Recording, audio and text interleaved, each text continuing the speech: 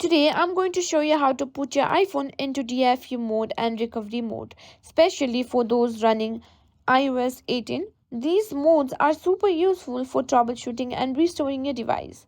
First, let's briefly talk about what DFU mode and recovery mode are.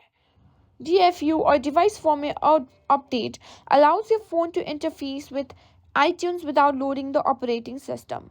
Recovery mode, on the other hand, is used to restore your iPhone when there are software issues. Now let's go through the steps for each mode.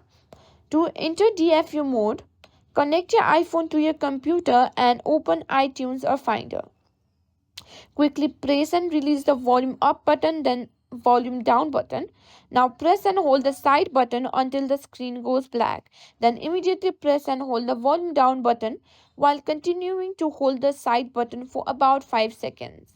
After 5 seconds, release the side button but keep holding the volume down button until your computer detects the device in DFU mode. Now let's get into recovery mode. Here's how. Connect your iPhone to your computer and open iTunes or Finder. Quickly press and release the volume up button, then volume down button. Now press and hold the side button until you see the recovery mode screen. Now if you need to exit either mode, simply force restart your iPhone. Here's how. Press and quickly release the volume up button, then down, and then press and hold the side button until the Apple logo appears. And that's it. You now know how to enter DFU and recovery mode on your iPhone running iOS 18.